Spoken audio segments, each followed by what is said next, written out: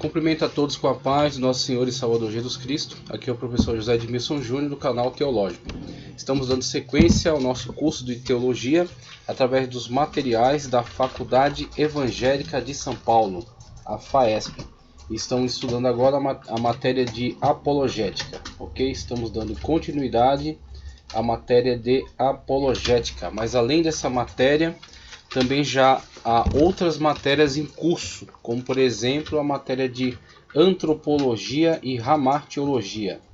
Já temos uma aula gravada, logo serão postadas outras aulas em Antropologia e também será dada continuidade com a Ramartiologia, então matéria de Antropologia e Ramartiologia. Além disso, já temos gravada as aulas de Soteriologia.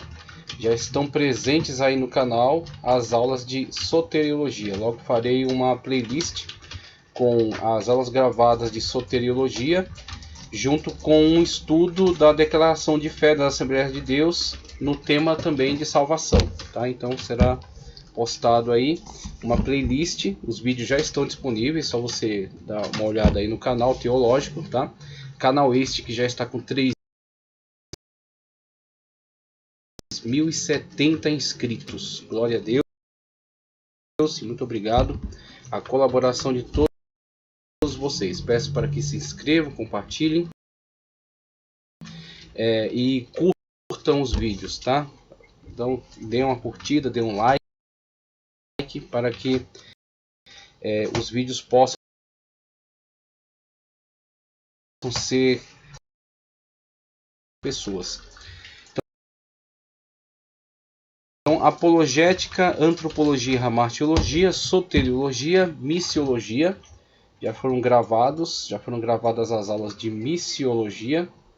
Tem 2 aulas para serem postadas ainda, tá? Então, serão postadas logo as aulas de missiologia.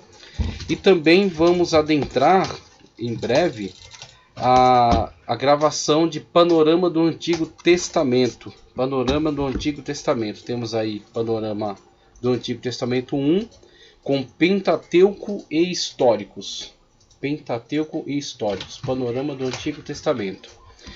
Também Panorama do Antigo Testamento com Poéticos e Proféticos, tá? Que é Panorama do Antigo Testamento 2 pela FAESP, ok? Faculdade Evangélica de São Paulo. Além disso, daremos início à matéria de Escatologia. Escatologia será ministrada no núcleo da Assembleia de Deus em Vila Madalena, Rua Heitor Penteado. Matéria de Escatologia, tá certo? Como pelo material da FAESP. E também Educação Cristã. Educação Cristã, tá? Matéria de Educação Cristã. Também estaremos fazendo gravações nesta matéria. Então, em breve, teremos todos esses conteúdos disponíveis para você no canal Teológico. Já temos todas as matérias da CETAD gravadas, disponibilizadas para você aí no canal, tá? Você pode ir nas playlists ou nos vídeos. Você vai ter então todas as matérias do Seminário de Educação Teológica das Assembleias de Deus, CETAD, tá? Já estão todas gravadas, disponibilizadas aí no canal. E as aulas ministradas no conteúdo do material da FAESP estão sendo gravadas e estão sendo disponibilizadas para vocês. E essa aula é continuidade da matéria de apologética, como já havíamos avisado. Então estamos dando continuidade à matéria de apologética. Vamos abrir a nossa apostila e dar sequência então aos nossos estudos. Você terá em tela aí alguns slides que colaboram, né, no entendimento. E vamos pelas páginas aqui da nossa apostila, compartilhando o texto, ok? E alguns esclarecimentos a mais para que você possa estar bem instruído nesta matéria que estamos estudando. Além disso, vou trazer conteúdo deste material aqui, ó, Enciclopédia de Bíblia, Teologia e Filosofia de R.N. Champlin, R.N. Russell Norman Champlin, tá? Volume 2, das letras D a G, porque estarei consultando o verbete que fala sobre gnosticismo. gnosticismo. Veremos então que Russell Norman Champlin nos fala acerca dessa corrente religiosa, dessa heresia.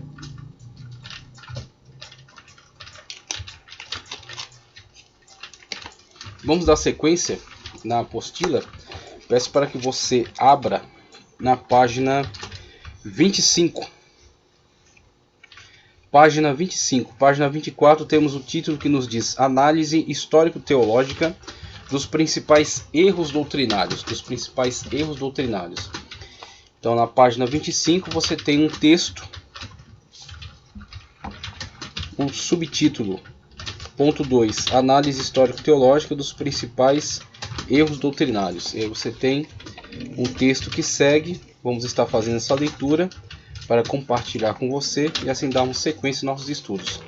A parte grifada do texto, que é a primeira, você tem aqui o seguinte texto. Vamos comigo aí com seu material, tá? Material da FAESP, apostila de apologética, a página 25.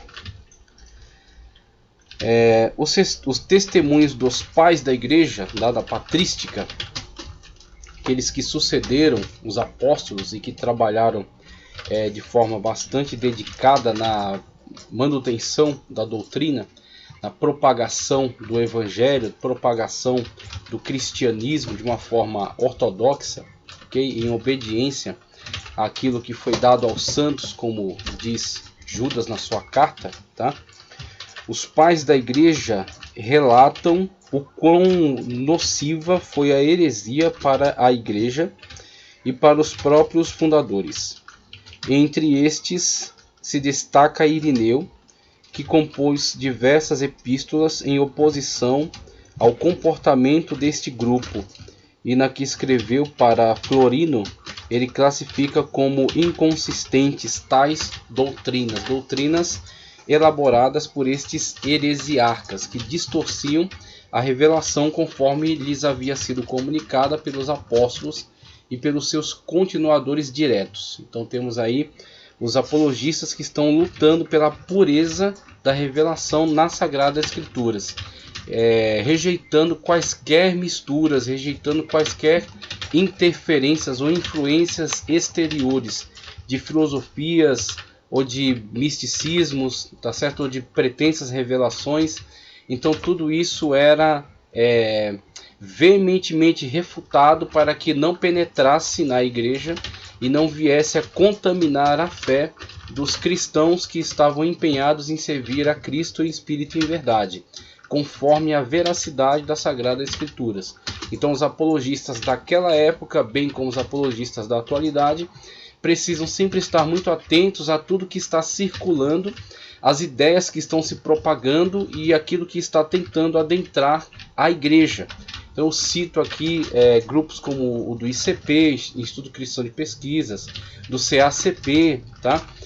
O pastor Martinez e outros pastores que estão à frente lá desse trabalho, o pastor César Cavalcante, que faz aquele programa de debates e também Crescendo na Fé, Cruvinel, Elias Soares e tantos outros pastores. Se eu for tentar citar aqui, eu com certeza vou excluir diversos outros e cometeria uma grande injustiça. Então apenas estes, só para termos uma ideia, que trabalham de forma empenhada nos nossos dias, expondo o erro, expondo as distorções, tá, da nossa igreja. Podemos citar Ezequias Soares, tá, que trabalhou na composição da Declaração de Fé das Assembleias de Deus, tá? Então temos aqui a Declaração de Fé das Assembleias de Deus. O que é esse documento, senão uma forma de deixar muito claro qual é o posicionamento da igreja em relação a essas doutrinas, para que não haja ambiguidade e para que sejam denunciados erros, distorções, tá? Além de Elienay Cabral, Claudionor Corrêa de Andrade. Então temos aí grandes nomes da atualidade que continuam o mesmo trabalho, que já foi iniciado lá no século II da era cristã. Justino Marte, Irineu de Leão, que está sendo citado aqui, grandes apologistas, tá? Crisóstomo, citarei outros ao longo dos nossos estudos, mas estou tentando lembrar. Orígenes também, havia algumas coisas controversas em Orígenes, mas foi muito importante de fato. Então, grandes nomes que ao longo da história trabalharam, tá certo?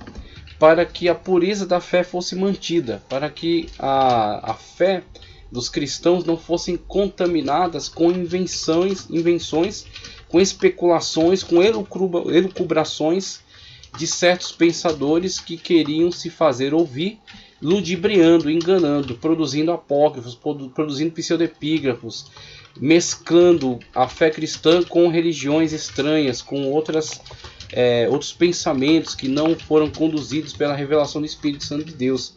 E com isso, muitas das vezes conseguiam atrair a atenção de pessoas com certos trejeitos ou certas formas de fala um tanto misteriosas, algumas formas de, vamos dizer assim, exposição que atrair as pessoas pela curiosidade, como por exemplo em relação aos mistérios, que para você ter acesso tem que ser iniciado, e assim conseguir cativar muitas pessoas com esse tom de mistério, de segredo, tá certo? De revelações pretensamente superiores.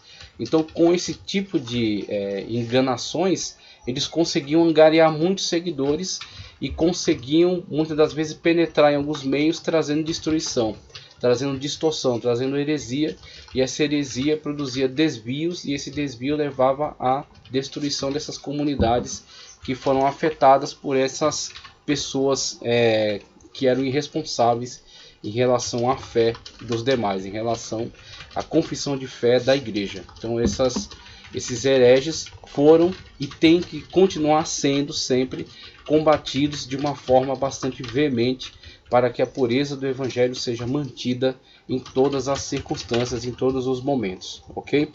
Então é isso que estamos vendo a partir de agora, análise histórico-teológica dos principais erros doutrinários, para que observemos que ao longo da história muitos erros foram cometidos e combatidos e refutados, e mesmo assim eles continuam retornando de outras formas, como por exemplo o arianismo, que vamos citar aqui, inclusive já está em tela aí uma coluna, né, com essa heresia, os arianos, e eles negavam a divindade de Cristo. Aquele grande debate, inclusive Atanásio se envolveu bastante nisso, aquele grande debate que muitos se escandalizam porque era em torno de uma letra, entre a letra I ou a letra O, tá? E essas letras diferenciavam dois conceitos. Então as pessoas olham, nossa, debateram por causa de uma letra. Sim, por quê? Porque essa letra, ela diferenciava conceitos que poderiam levar a um entendimento correto ou equivocado. Então vale a pena debater, nem que seja por uma letra.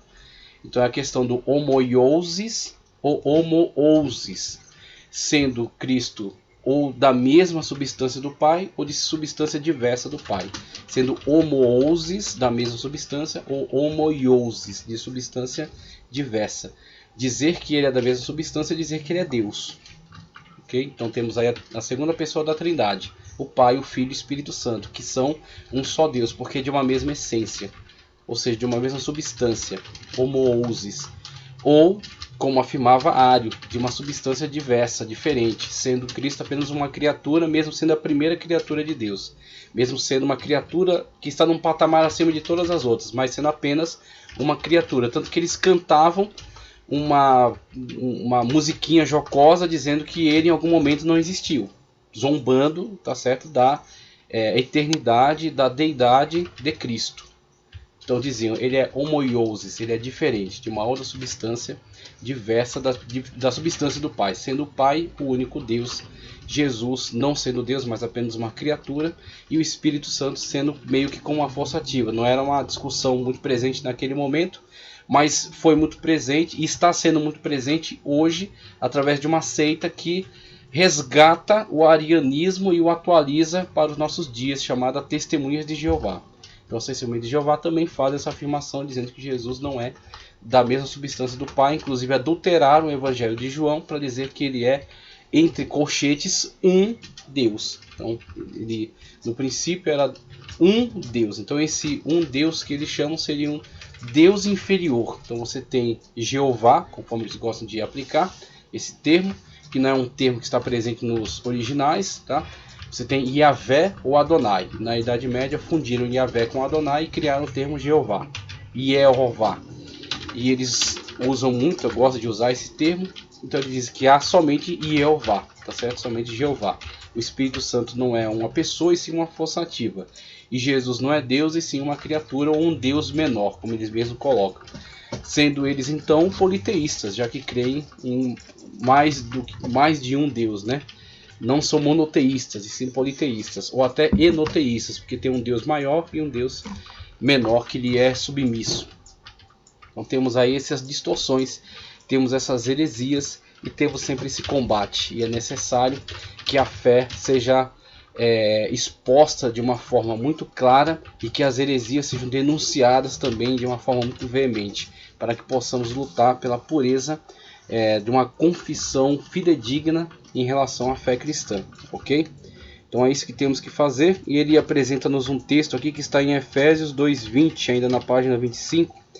Edificado sobre o fundamento dos apóstolos e dos profetas, sendo o próprio Cristo Jesus a principal pedra angular desse alicerce. Alicerçados em Cristo Jesus, prosseguimos no nosso combate, nossa batalha, levando a palavra de Deus de forma fidedigna e de forma completa, tá certo? Não excluindo, não isolando textos, mas lendo de uma forma integral a palavra de Deus.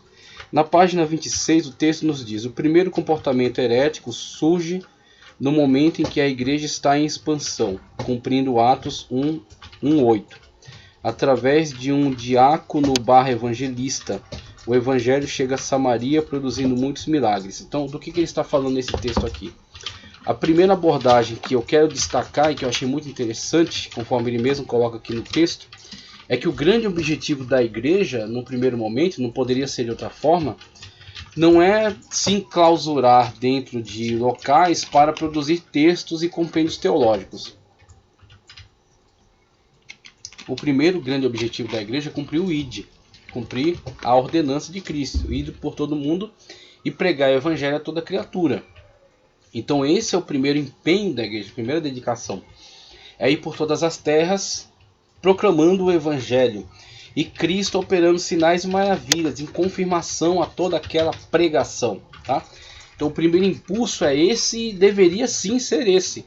Pregar o evangelho a toda criatura, em todo lugar, atravessando todas as fronteiras. Por isso mesmo que o Senhor Jesus Cristo levantou Paulo, tá? Ou Saulo de Tarso, para ultrapassar essa barreira e fazer uma missão transcultural. E a partir disso, a igreja de fato se expandiu pelo mundo grego, pela Europa de modo geral, norte da África, e por aí ela foi avançando e levando a semente do evangelho. Tá? Então a igreja, no primeiro momento, seu compromisso prioritário é esse, é pregar, proclamar o evangelho a toda criatura. E ele vai nos esclarecer que nesse interim de estar proclamando o evangelho, começam a surgir então os desafios que terão que ser encarados, terão que ser vencidos. Ele vai nos citar o chamado Simão. Ele nos fala aqui de um texto, deixa eu ler o texto para vocês, que está na página 26. O texto está em Atos 8, 18 e 19. Vendo Simão que o Espírito era dado com a imposição das mãos dos apóstolos, ofereceu-lhes dinheiro e disse: dê-me também este poder, para que a pessoa sobre quem eu impuser as mãos receba o Espírito Santo. Atos 8, 18 e 19. Então temos esta fala, né, de Simão, chamado Simão o Mágico, tá? Que operava essas ilusões, né, esses truques, né, levando as pessoas a respeitá-lo como um mágico, como ilusionista, né, e atraindo as pessoas então para si, né, ganhando grande atenção com isso, certamente conseguindo ganhar dinheiro, né, com esse tipo de prática. E quando ele observa, tá certo, no trabalho que os apóstolos estão desenvolvendo, o apóstolo Pedro, por exemplo, que Cristo está operando sinais e maravilhas, então você tem a pregação do evangelho, você tem a proclamação das boas novas, mas você também tem sinais e maravilhas. Pedro impõe as mãos sobre pessoas enfermas e são curadas. Maravilhas são realizadas, mortos são ressuscitados. enfermidades são curadas, demônios são expulsos. Então você tem poder de Deus, você tem o Evangelho e o poder de Deus que confirma a veracidade dessa palavra, dessa pregação. E Simão olha isso e vê nisso oportunidade de lucro. E quer comprar o Espírito Santo, ele quer oferecer soma e dinheiro para que isso lhe seja concedido. Ao que Pedro vai lhe repreender duramente: seja o teu dinheiro contigo para a perdição.